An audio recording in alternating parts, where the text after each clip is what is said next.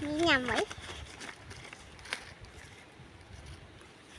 bà Hàn đi chanh Ngắm á? Hả? Ngắm á? Ngắm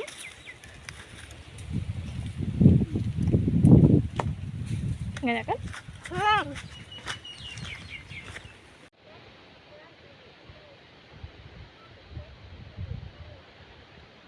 Bài ơi nhâm phong.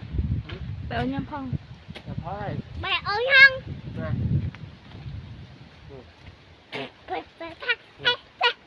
nè nè nghe đấy ngồi ngồi đây nè ba ba ba ở lên Dạ đà.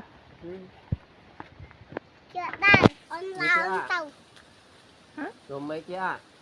Mà vua chưa mặt mấy chiếc chưa mà mấy chiếc mà ba Hả? chưa mà mấy chiếc Mấy chứ này? nè Tao cái nhỉ?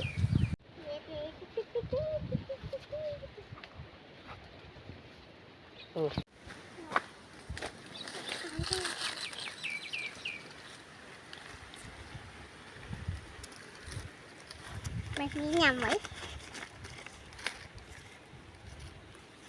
bà Hàn đi chanh ngắm á? Hả? Ngắm á? ngắm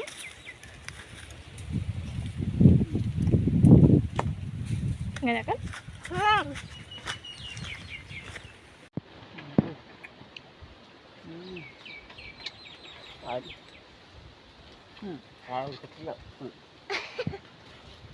Bầm chưa à? Hai thằng gỡ mà cái sữa.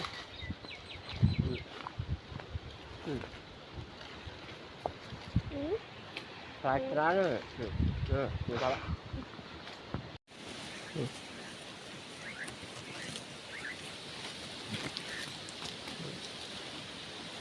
Lỡ đào mẹ.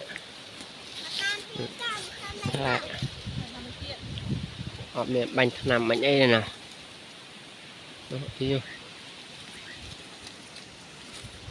Bánh nằm ấy nè. Cái cho lông thằng bánh nằm ấy ở miền nằm chứ. Sợ phải không gì không.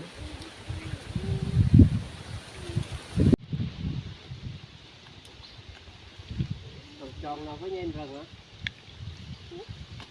Tròn nó với em rừng.